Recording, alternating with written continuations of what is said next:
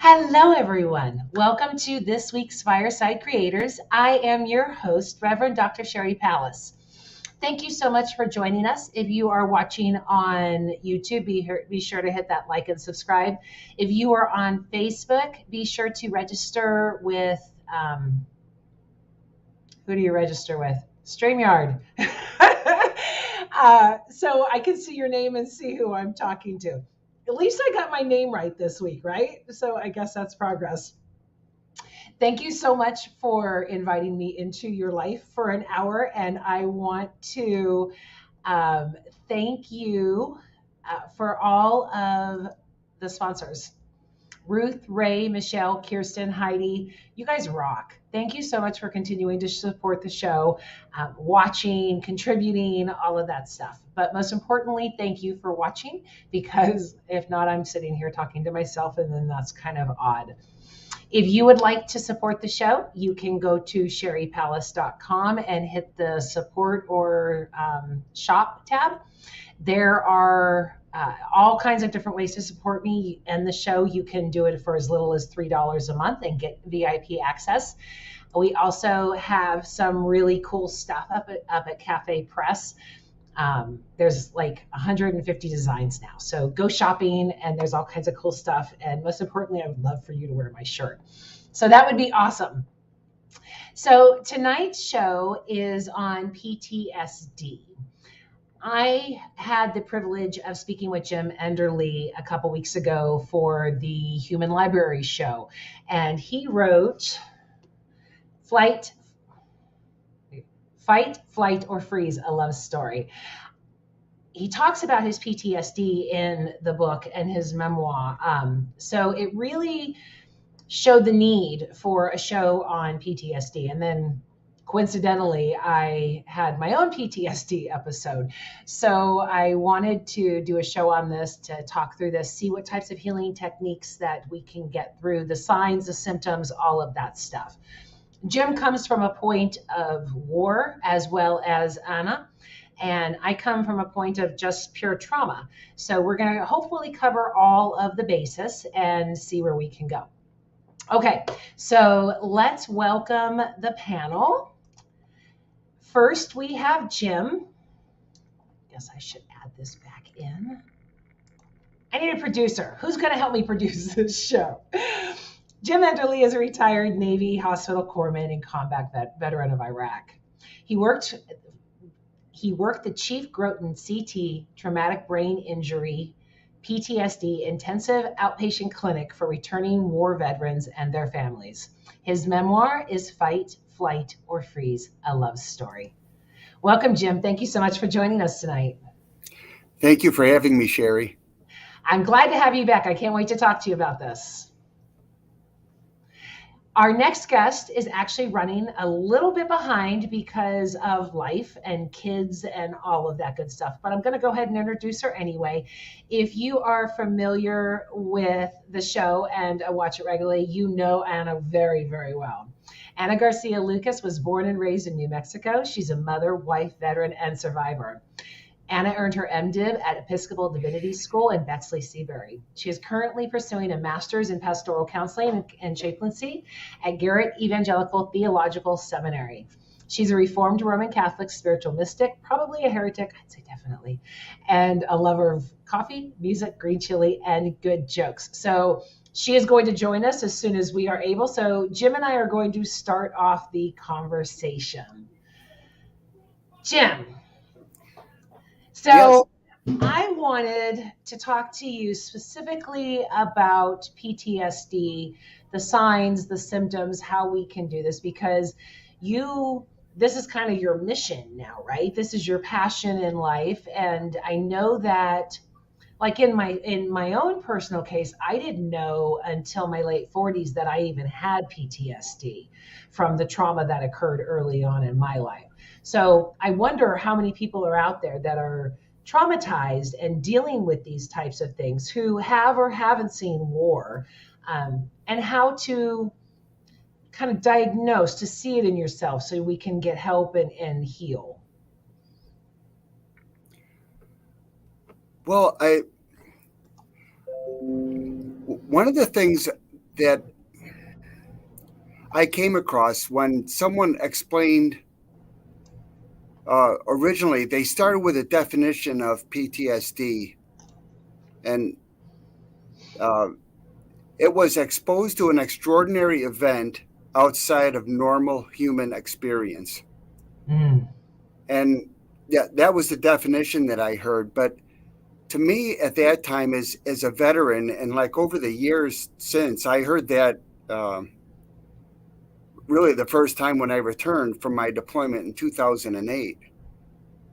But from that time until now, and then working in the clinic with people with traumatic brain injuries and returning veterans, it seemed like it was always directed toward veterans. But if you look across the the world, I didn't think that PTSD. It seems like it's something they make it seem like it's something really unusual. And some of the statistics, they would have like 1 in 8 children witness violence just in their home, Yeah. and you have a lot more children are have violence at the hands of their caregivers, and 1 in 3 women. You hear the statistic, and I never believed it. I always thought it was greater than 1 in 3, but women who have been raped or sexually assaulted, and those are only the reported cases. And Well, and that's where mine comes from. So for so many years, I thought that I was just not a morning person. No one in my family is a morning person. But for me, 5 out of 7 days, I would wake up in a panic attack, shaking, breathing, full of fear. It would take me about 10 minutes each morning to calm down.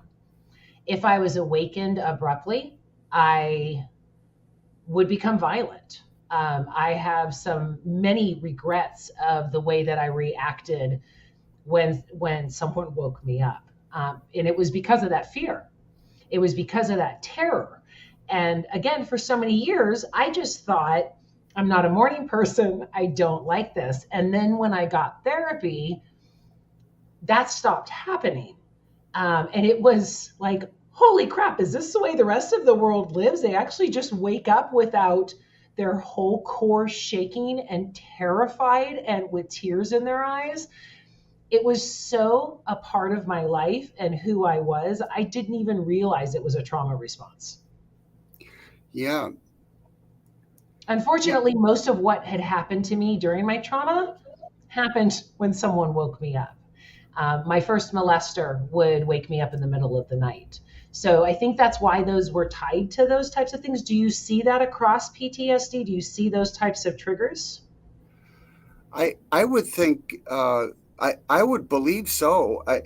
I mean, I know just like in the war experience and some of the uh, encounters, like in things that you read, that if a person wants to torment somebody, and they would have studies like on torture. The worst thing, it's like through associations, and they would have like in um, Al Qaeda, if they would capture somebody, if they wanted to torment somebody, they would take something like a Coca-Cola bottle, that if a person were to survive, if they would return to America, like the things that they would associate with Oh, everyday wow. living, they would now associate with a traumatic experience. So they almost couldn't go like anywhere in their life without associating it with trauma. Wow. So they implanted tools. I mean, like you see that in sci fi movies and crime movies and stuff like that. There was Yeah, actually implanted tools to trigger. yeah, Wow. and But I think those same it's almost like the associations like they uh, for veterans, and I think it would be the same thing like in your experience. Like a lot of times people would think nighttime, like a part of a good sleep hygiene that they had to reteach me when I returned is at nighttime things are calm. You begin to put the lights down, and you take a shower, and you begin like everything is calming down. And it was the opposite of what I had learned in my wartime experience. When things are dark is when everything goes wrong. Mm. And I think it almost sounds like your experience is that you're thinking, well, no, this is when I become alert. I have to pay more attention now when things get dark. This isn't when I begin to calm down. It turns your life upside down a little bit that way. It was almost like subconsciously, if I was being woken up, I knew it was bad. Um, I mean, the responses that I gave to such events were not rational in any way, shape, or form. They were completely irrational. My rage was uncontrollable. My internal core was shaking. I was in a severe car accident in 2002. So I had severe PTSD from that. And I always thought that PTSD was only war related, not, again, like I said in the opener, not just living your life and trying to survive and trying to cope and then having these things come up. I mean, for years, if I saw a car accident, I had to pull over. I couldn't even hold it together because things were so bad. I developed this huge rage of road rage, and anytime I became afraid of anything, if someone cut me off or something like that, I would just angrily lash out. And when I say this, I say, well, this is exactly what people in war happen. And when they come back and they are so triggered, is so much rage. And we just don't see that as the fear and the pain from the trauma that was incurred, right? Yeah, yeah. I mean, I wonder how that affected your sleep, because then there's an association Yeah, with I didn't. sleep. I still don't sleep. Yeah, yeah. Like because then you begin to think, well, sleep instead of it being, well, this is a time when I restore and I rest and I recharge. It's a time where you're thinking this is where everything goes wrong. And I've heard that from a lot of veterans who suffer from PTSD. It's when the mind goes quiet, like you said, when things go dark, is when those fears and that trauma start to arise, right? Yeah. So, what are the symptoms? I would say in my personal case, it was irrational rage. Is that a normal symptom of PTSD? It is, and I know to to talk about the symptoms, it's really difficult. I know that would be one. I know for me, uh, I'm not real good around crowds of people. Mm. And then there are other people who are actually have become more comfortable in crowds of people. So it really is a very individual thing. Some people feel that they're lost in a crowd, and they feel more anonymous. And then for me, I feel worse in a larger crowd. And I know what's interesting is I saw a great number of counselors before I was lucky enough to find a counselor that found an approach that worked. And I didn't get official diagnoses, but I had anything from these unofficially from oppositional defiant syndrome or oppositional defiant disorder, antisocial, depression, low impulse control. Operational defiance disorder, does that mean you just refuse to work? I didn't. They thought it was a response to authority. This Mm, person as a psychologist, because interesting.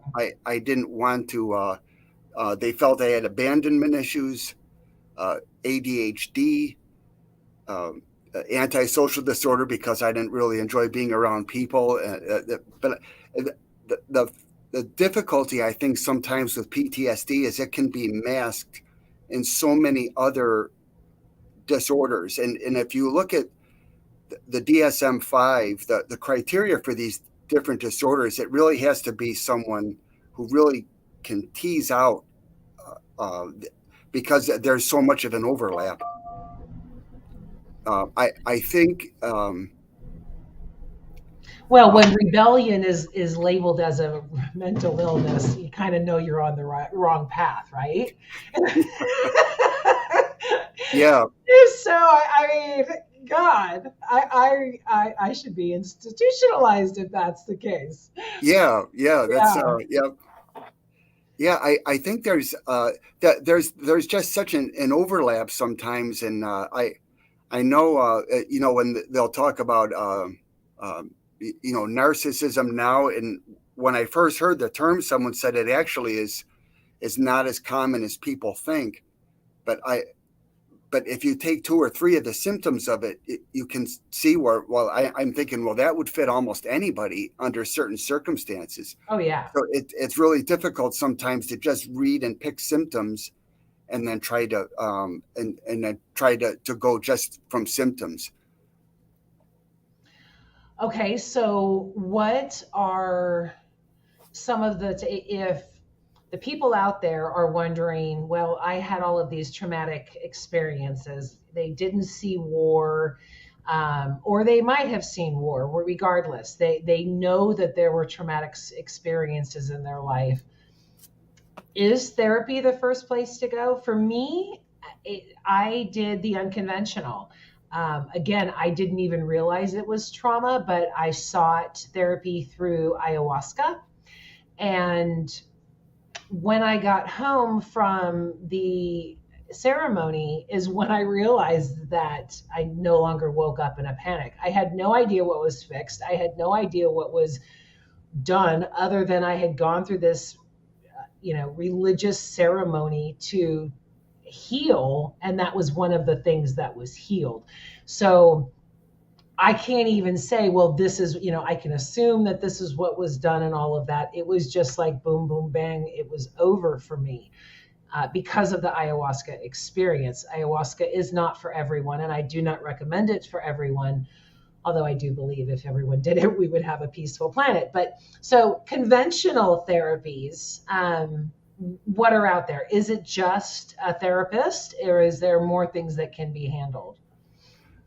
There, it was really interesting for me. I think what I found out in I thought of this story that my dad, and my brother, my brother was talking about quitting smoking, and my brother was saying, okay, he was thinking of these ways of preparing himself emotionally for this challenge of quitting, and he was saying, okay, it's going to be on this day, and at this time, he sort of had a way of gearing himself up uh, for this time when he was going to quit smoking, and if it wouldn't work out, then he would think, okay, I'm going to try something else, and to my dad, he was thinking, look, when you're ready to quit, you're just going to quit. And I didn't think about it until I'd gone through a number of different, I was mandated to go to counselors. And in each of these cases, when I came back, I really wasn't in a spot where I wanted to really go to counseling. I don't think that I'd processed it really myself yet. So I think like sometimes someone will say, well, go to counseling right away. I think that's a good idea. And uh, if you're lucky enough to find the person who knows the right approach, then you could really be lucky. I, Oh, a I good therapist is everything. There's bad therapists everywhere, just like in every career. yeah, they're really. I had there were some expressions that I heard that I thought like. But before I went to therapy, they had some expressions in the military that they would say, and I've heard it otherwise, but and I never it would always give me an allergic reaction to hear it, but they'd say fake it till you make it was one of them. And I heard that expression the day before I was arrested the next day. And I thought, okay, fake it till you make it. That sounds like a great theory. Just keep smiling like nothing is wrong. And I thought that probably makes it great for everyone else in the room. That was truly my mental health plan for 20 years. Yeah, yeah. Yeah. And I know, you know that, and that might even work, like for some people where they'll think, you know, like where you can get through it. And I thought that didn't work for me as a coping mechanism. And I know another one of the doctors was saying, well, you know that it was Viktor Frankl said, is what he told me. What doesn't kill you makes you stronger. And I said, well, actually, it was Nietzsche. And I said, and he said that within a certain context too. That wasn't the only thing that he said.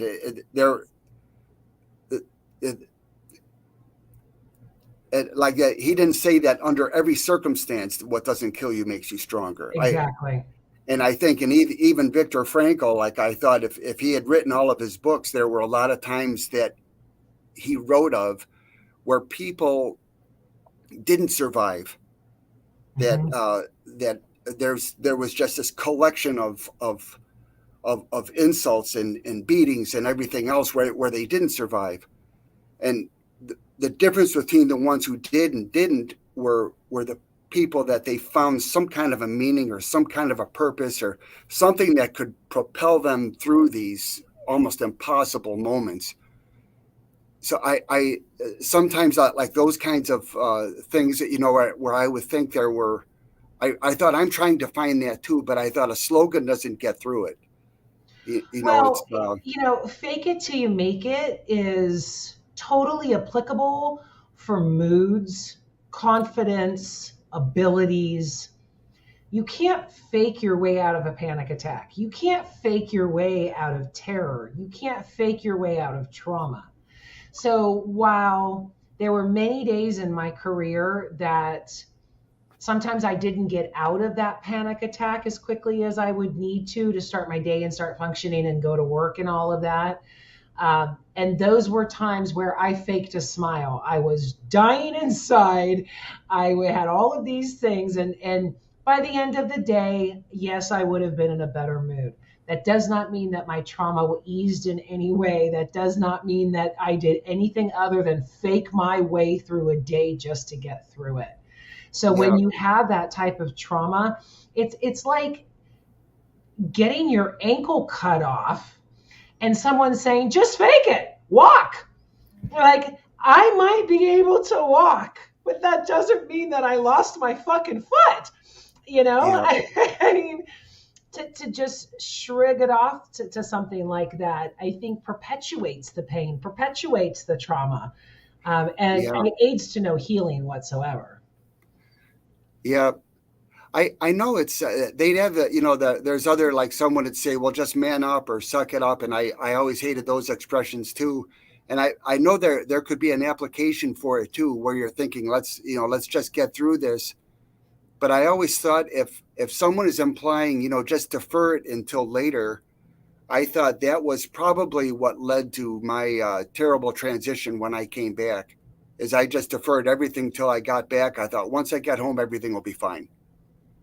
And, and when I got home, everything wasn't fine. And it was such an overwhelming, you take a year of your life and it wasn't fine. I spoke of my girlfriend last week who, Anna's here. I'm so sorry. I'm sorry. Hello, Jim. You're fine. Hello. I was just getting ready to tell a little story. Thank you for joining us. So last week in our talk about abortion, I spoke of a friend of mine who had recently decided is a horrible word. Let me rephrase that. Was recently forced to abort their baby due to severe mental issues and physical issues. This child had no chance whatsoever.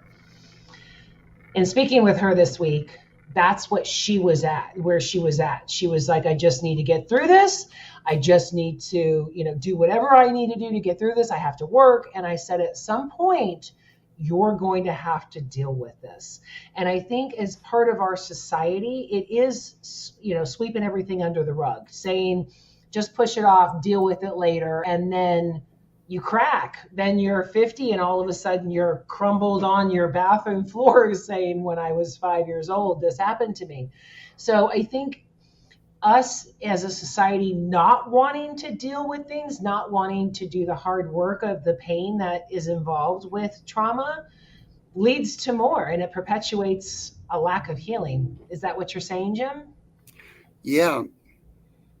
Yeah, I think deferring things until later. I mean, sometimes a person isn't ready right in that moment, and I'm thinking you would have to consider that. But I think deferring everything until later, I that didn't work well for me. I mean, there's a point of saying I'm not strong enough right now, and that's what I told her. Take everything you need right now. But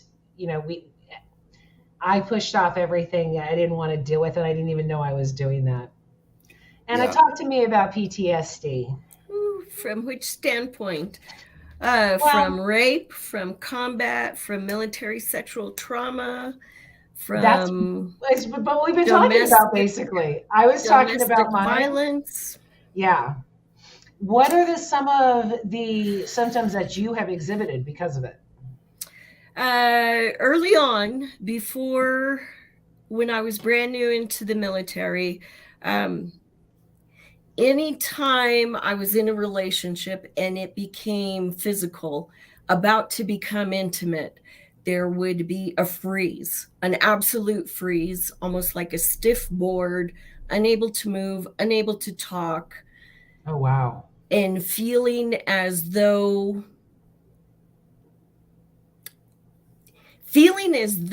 that was my safe place to be. And I didn't find out until much later when I went into counseling that that's what I did as a little girl. That's what I did as a 7-year-old girl when I was being raped. I froze. I stayed very quiet so I wouldn't wake my mom up, and I just waited for it to be over.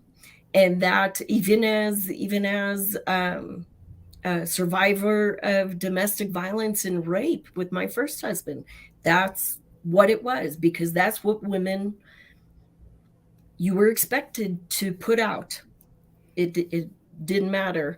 And then later, I want to preface this by PTSD and military members, and Jim, I know you have a story as well.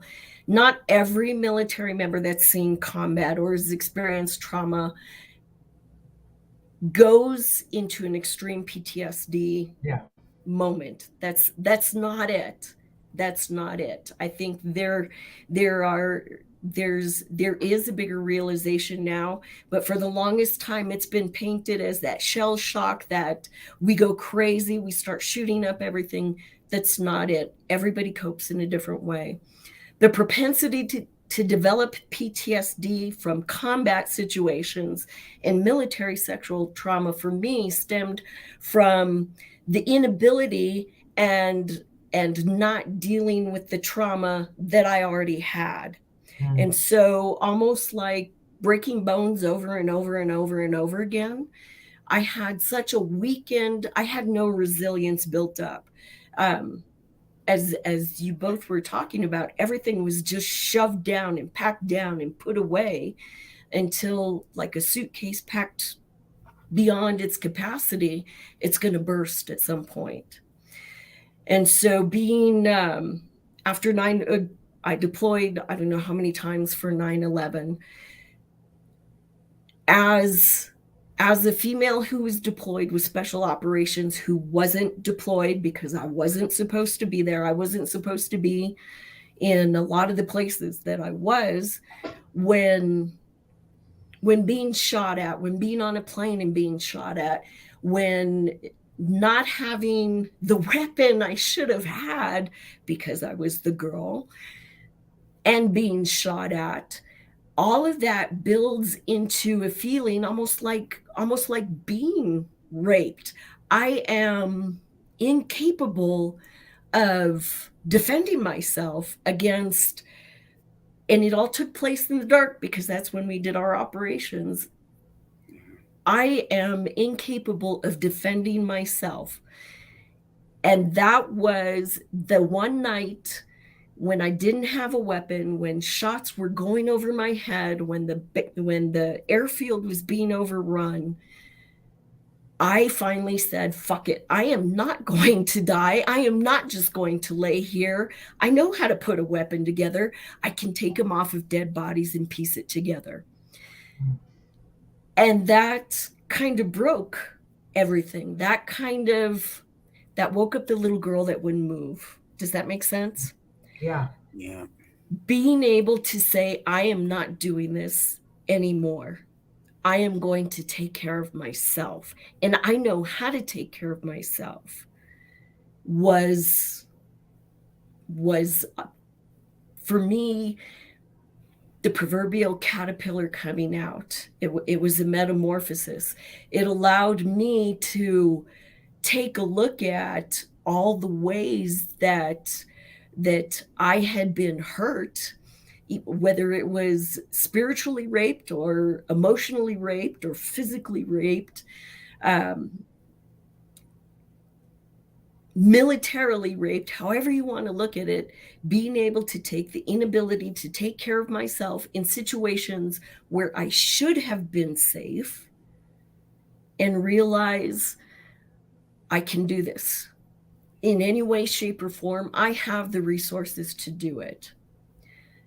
Unfortunately, that swung too far right, where I was weary of every single white man on the planet, because that was the makeup of who had hurt me. Defenses were. Yes, and it took the first year in seminary to completely dismantle all of that and realize where the pain was, almost like cracking open a cadaver, taking out the bad parts, putting in healthy organs, sewing it back up, and not quite being Frankenstein's monster, but being able to resurrect not a new person, not a different person, not a fixed person, but a healthier and healing person. And it's a daily thing. It's an absolute daily thing. It's interesting that, was that a sneeze? No, that was I'm shaking. That was Bless you, sister. You know, did that help you, that experience, did that help you come to terms with that 7-year-old girl that wasn't able to react? Like, did that, like, were you able to go back to that girl and say, it's okay that you didn't know what to do at 7 years old? Eventually, it was the first time that I stood up to myself from a male boogeyman who always hurt me or put me in a position where I was not able to defend myself. That was the first time in my entire life that I knew I could and had to rely on myself if I wanted to live. It's really interesting that you said that when you were able to take your power back is when that you healed. Started. I'm not there yet. Started. I had completely suppressed my stepfather molesting me. And I had these gaps and these questions in my head from my childhood. And when I finally remembered what happened, it was like, oh, that's why. But one of the inciting events, I always remembered being chased by my stepfather when we were both naked. And that never made any sense to me. And he beat the shit out of me. I mean, beat the shit out of me. And we were both naked. I was 8 years old, and I had no idea. All of my life, I always tried to figure out what would happen. When I remember the incident, what happened is that he was raping me. He wanted me to perform oral sex on him, and when I did, I bit him. I caused a lot of damage, evidently, and he chased me and beat the shit out of me, which is that memory that I had. In remembering that I had bit him and created all of this damage was healing for me. I could go back to that little girl and go, you know what? You go, girl. You did something. You weren't just the victim. You weren't just this person that everybody fucked with and did whatever they wanted to. At one point in your life, you took your power back. And the amount of healing that gave me took it from, again, of being a victim of why would they do this to me, to even at 8, I said no. And that is so empowering, but it's also a privilege, because Yes. In a wartime, in a car accident, in molestation issues, it's very rare you can claim your power. You are just there. You tend to be a victim. Yes. And first I want to point out that there is never, ever competition in PTSD. No. There is never, well, this person had it work, because I went through that going to group therapy for the rape part. There were so many stories that were worse to me, that felt worse than what I went through. And I was just feeling that right now with you. There is no competition. What happened to you to hurt you so bad that your own self had to shut down in order to survive? Mm-hmm. In order to survive, that's the key thing. Yeah. It doesn't, the level of, well, this stacks up, so it makes it worse. Well, it was just this, so it wasn't that bad. Well, you weren't really in combat. Oh my God, that just adds more trauma. This isn't, it's not a competition. Yeah. The PTSD, and you may have already talked about this, post-traumatic stress is what happens. It's a normal feeling. It's a normal happening to something that is not normal. Mm-hmm. That should not happen to a person. It's something that a person should never have to go through, should never have to face. And it doesn't matter what it was. If I remember, what an asshole. An intimate partner said, well, but they didn't really hurt you, right? He didn't really hurt you. I mean, it's not like you got pregnant at 7. And there was a point where there was part of me that said, well, that's true. So am I blowing this out of proportion? And Jim, like you said, that night on the tarmac, fuck it, I'm not doing this anymore, was a point of saying, it doesn't matter what was done to me. It was all wrong. Mm-hmm. It was wrong, and it hurt. And now I know that I'm not doing this anymore.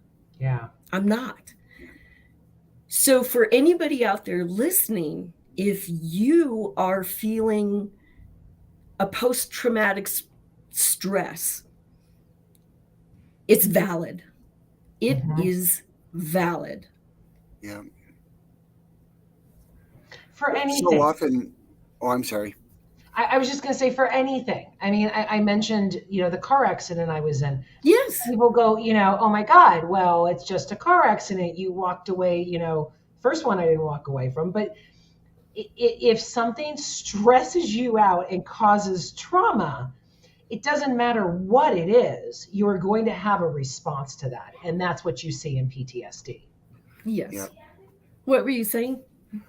That when they say a lot of times the perception is the reality. Yes. And that's absolutely true. That if that person feels traumatized by it, then it's traumatizing. Exactly. Yes. End of story. Yeah. Yes. We had in between probably about 2001 and 2007, with the constant deployments back and forth to Afghanistan, Iraq, all over there, going and coming.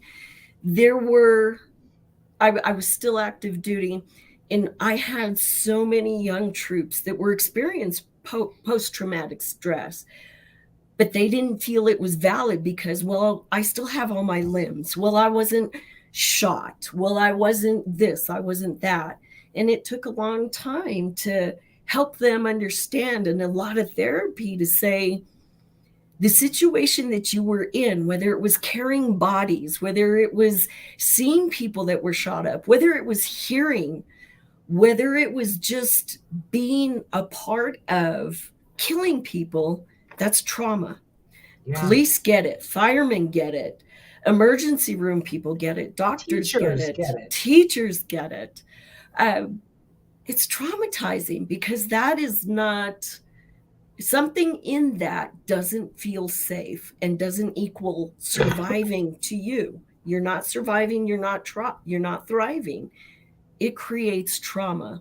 And the more trauma that builds up that you don't, I think, like you said, Sherry, that you don't deal with or come to terms with or even start introducing yourself to, it just grows and grows and grows like an abscess until you get sick. Right before you joined us, it's like asking someone who has just had their foot blown off to walk. Yeah. I mean, my life has never been easy. And over the course of my life, so many of my friends have said, well, I can't complain to you. You know, you've had things so bad. That infuriates me because one, not only does it issue pity on me, two, it negates their pain. Just because I might have experienced something that they view as worse, it doesn't mean that what they are going through is any less traumatic to them. And to perpetuate that, to say, this whole pull yourself up from your bootstraps and all of that, I think is a part of the reason why PTSD goes undiagnosed for so long. I mean, I had no idea I had PTSD. I knew in my 30s when I got into a car accident and all of a sudden I became this different person. I mean, I was the person that drove everybody. I was dancing. I was, I could drive anybody. And now I couldn't get in a car with other people. I'm like the worst passenger on the planet. These things come out in me that I cannot, if I didn't recognize as PTSD, I would just think I was just broken, it's just something that happened to me now. But in working through it in therapy and recognizing that it is trauma that needs to be dealt with is the only way I'm getting better. And it takes practice. It takes daily practice. Yeah. For the longest time, I couldn't watch any war movies. I cannot watch a movie that involves simulated rape. I just can't do it. That is still aspects of PTSD. It'd be like you said, asking you to run when you have a broken leg. Yeah. Or not all the way healed. I don't know that people ever 100% heal. It's a process. You just learn how to process it. Something or some things can still sound like, smell like, feel like, and take you back. Jim, do you see that? There's you guys were just talking a little bit about this PTSD, and there's a collective trauma that people can feel too. Yes. That we had, like in 9/11, and there's COVID-19. Yes. We just had this mass killing in Buffalo, and it's a whole bunch of these natural catastrophes. I mean, I was on a ship with a bunch of guys when Katrina hit New Orleans, and they were from New Orleans, and you would think that they were there. And there's people are sort of connected in a lot of ways, but there's a collective trauma that people are more connected than they think, and Yes. I think trauma is something. I mean, we live in a traumatized world. I think Oh now, yeah. and I mean, you can just see evidence of it in just in a lot of the different ways that people are operating. Yes. Yes, that is a good point, because you see it. Friends that went through George Floyd, friends that went through Breonna Taylor, friends that went through all of these mass shootings, Parkland, or their kids were at a school that had shot up. The mass shootings that are happening this week trigger something. Oh yeah. What is it? Yeah. Your body keeps the score, right? Your body Yeah. never forgets, ever forgets. There is still an inherent survival instinct in you that says, whoa, this is going on. It could be miles, 5 million states away, but something is happening. You need to be hypervigilant now. You need to watch out. Yeah, So and with across me, generations, I'm sorry, go Yes. ahead, Jim. and across generations too. Oh yeah.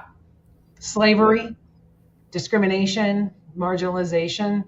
For me, it came out in two ways. One, kind of like your fight, flight, or freeze, Jim. Yeah. You know, I remember, years ago having an accident issue again with the PTSD and going to work, because it happened on my way to work, going into the bathroom, public restroom, sitting on the floor, and I sobbed for like 3 hours.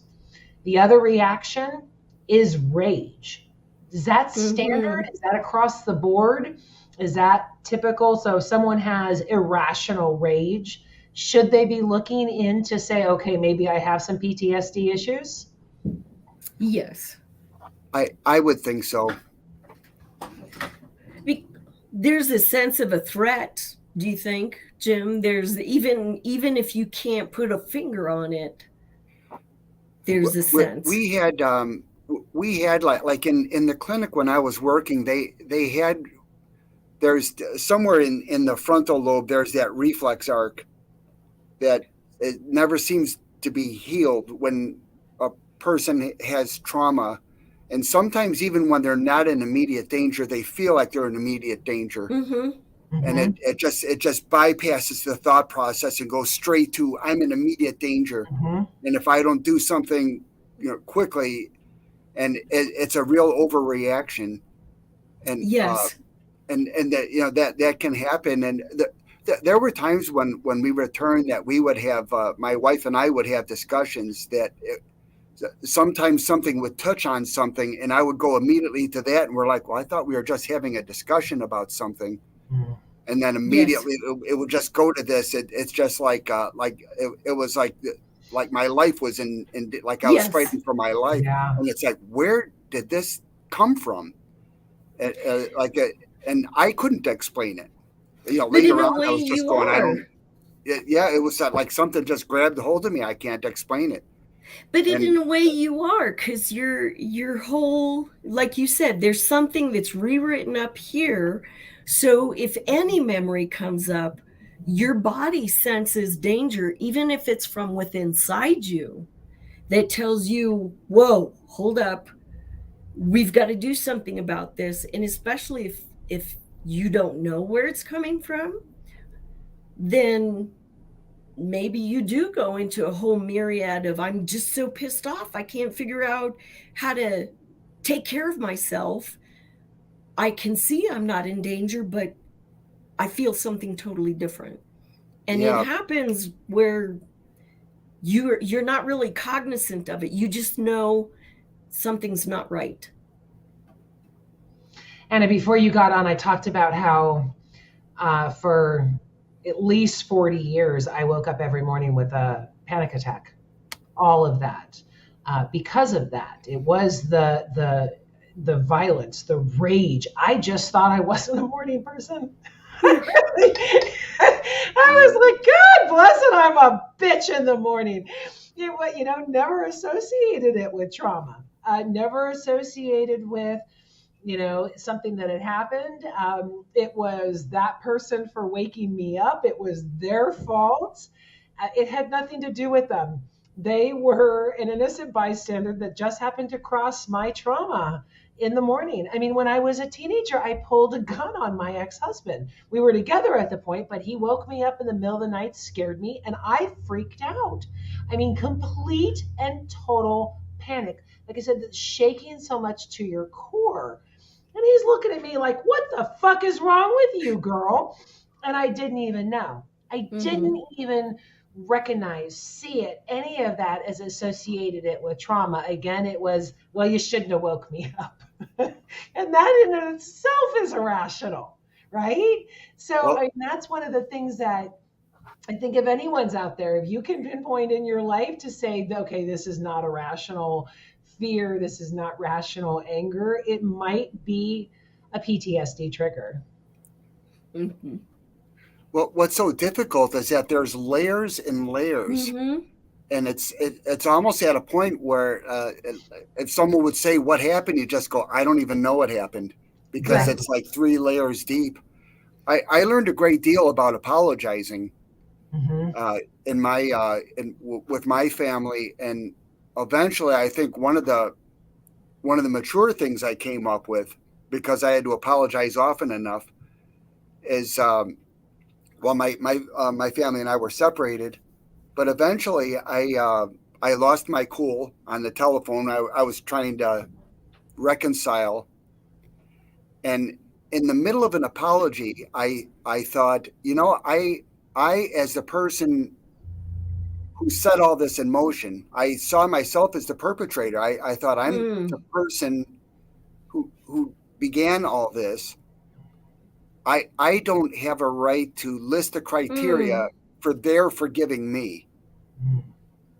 So I said I was sorry. And at that time, my wife, Cindy, was like, I don't know what to think about this. And I thought, you don't have to answer. And I thought, apologies meant that I thought, I'm not going to be manipulative. I'm not going to ask what the answer is. I don't determine what the answer is. I thought, if her answer is no, then I thought, then I'll say, then that's your answer. But I thought an apology meant that I'm released from all that. I say that I'm sorry that my actions or my decisions or what I said, but I thought what I did and how that impacted you, that I'm apologizing for what I've done. And there were no buts. I didn't say but, or but I hope that your decision, I that was the complete apology, as I'm sorry that what I've done has impacted you in such a horrible way. And that was the end of it. And I didn't get an answer right away, but I felt at peace with it for the first time in my life, because I thought I thought I did something the right way in my heart. Apologizing sometimes is the only thing you can do, and it is the best. Yeah. Well, and it's a salve for you too. Mm-hmm. It's something that you do to try to mend yourself as well. And I don't think a lot of people look at apologizing that way. They look at it as, well, you're doing it for someone else. Yes, and you're doing it for you too. There was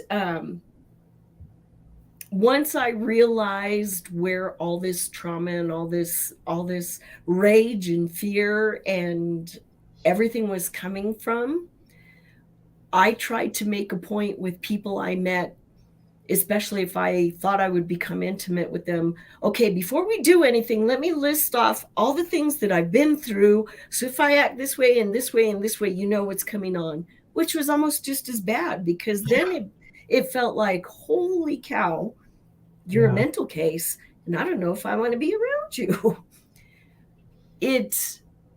You do need safe people to open up with. You need a safe environment. You need a support system. That's important too.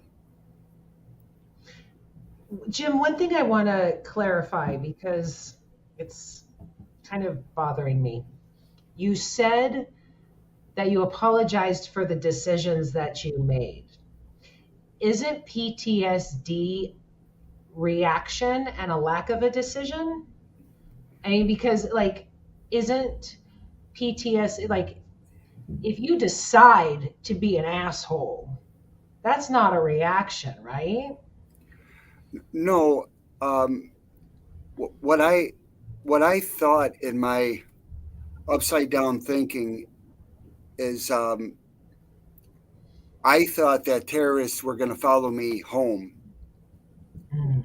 and I thought in the vacuum of the way I was thinking that it would be best if my family wasn't here, Hmm.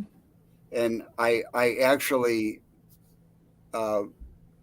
like deliberately in a lot of ways I wanted to drive them. Cindy, I wanted them to leave. I actually wanted them. I wanted to separate Mm. because I thought, well, if they come here, it'll just be me. And I thought they would be safer that way. And I had this whole rationale in my mind. Um, and then when I realized that wasn't accurate thinking, that wasn't that it wasn't going to play out that way, and I realized what I'd done. But that there were times along the way that she was asking for an explanation for this. Is it like why, of all the decisions we can go to counseling, we can do all these positive things for our relationship. Why does your solution, and you're the only person that's there's no negotiations here. Why are you deciding without even talking to me about it? What like how this is all gonna pan out. And I kept on saying, trust me, I know what's right. This is the right thing to do. I'm doing this because I love everybody. I think this is the I thought this is the ultimate act of unselfishness and love. And but she thought, well, no, I think you're completely wrong, because if you love me, or if you trusted me, you would talk to me. And you can't say that you love me if you don't trust me. Ooh. It just so she couldn't reconcile that. She said it's just not, what you're saying is not possible. And so in the 2 years we were separated, that was what I had to reestablish trust more than love. I think she still loved me while we were separated, but to reestablish that trust again, that I was a trustworthy person, that I think that's trust is very hard to reestablish. I thought she'll always love me, but to try to regain that again, I think that was the challenge I had. But that was my decision. I sort of thought this is what's best. If they come here, then then if anyone's gonna go down in flames, it's gonna be me. Thank you so much for elaborating on that because I think I have had kind of a tunnel vision with this chat of the reactionary issues of PTSD, the outbursts, the pain, the as opposed to living in an environment where fear dominates your decisions.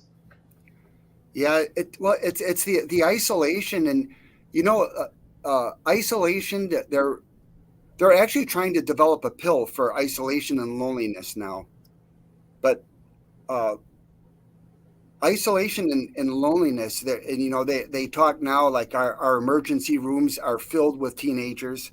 Mhm. They're Mm-hmm. tracking suicides between young people between 10 and 14, which they hadn't done before. I mean, we're in trouble. There's you just realize it's like long periods of loneliness are sensed by the brain like is pain. Mhm. And now, I mean, we had the pandemic, which could only be controlled to a point, but with social media and there's just all these reasons, but it's just people just seem, with the division in the country, and it just seems like we're further and further apart. We have more and more reasons to not deal with each other. That we just can't continue to treat people the way we are. Well, I think, like you said, there has been so much broken trust between the government, between politicians, between people, even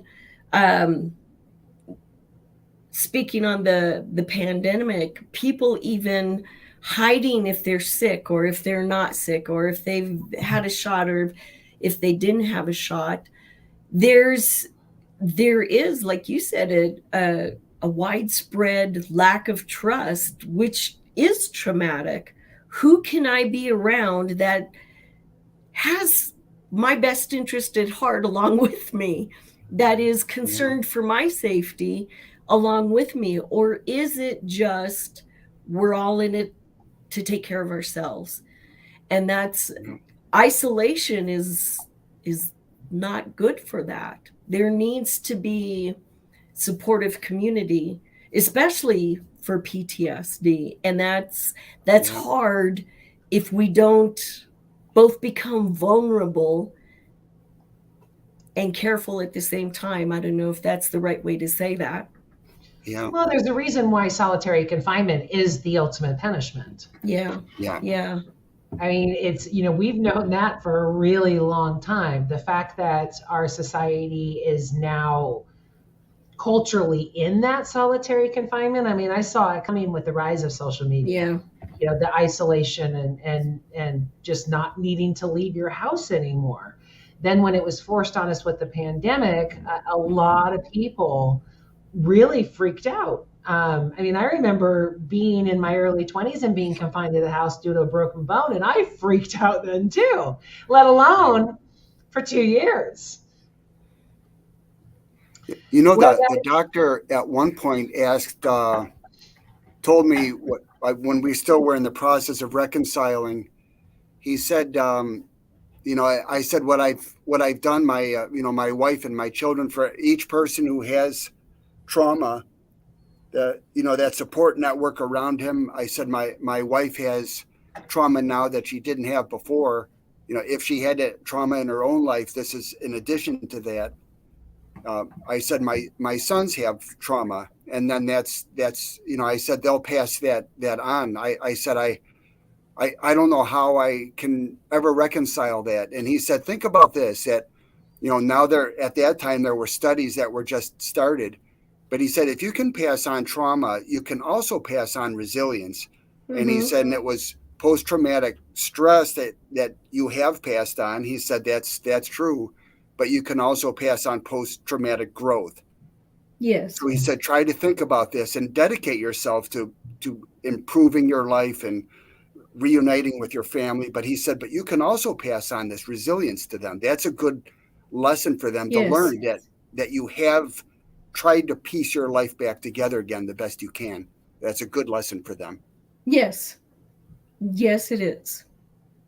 Yes, trauma can be contagious, but so can healing. Thank you so much for another difficult topic and some fascinating, fantastic conversation. I appreciate both of you and your vulnerability and willing to share your stories. Jim, I did a banner for you, so let's go ahead and push your book. How about some final words on this subject, and where can people find you? Let's see, some final words. It's in the small things. I think if a person wants to ask themselves a question, I was asked a question once, and he said, if you're sitting in your house by yourself and someone knocks at the door, ask yourself, to pay attention to what that first reaction is. Do you think that it's a visitor that you're welcoming? Are you anticipating a room full of people that you're happy to see? Or do you think it's an intruder and you're afraid? And monitor your reaction to the small things that are happening in your life around you. And if it seems like the reaction is that there's something to be feared, then talk with somebody about it. There's always help. I can be found at jimenderle.net. And his book on Amazon. And the book is on Amazon. Thank you, Sherry. Thank you so much, Jim. It's always a pleasure having you. Thank you. And it was nice to meet you, Anna. Nice to meet you, Jim. Oh, you two need to talk. Again. We do. You two should be BFFs, in my opinion. Anna, where can people find you, and any final last words? Oh, who knows? You're not alone.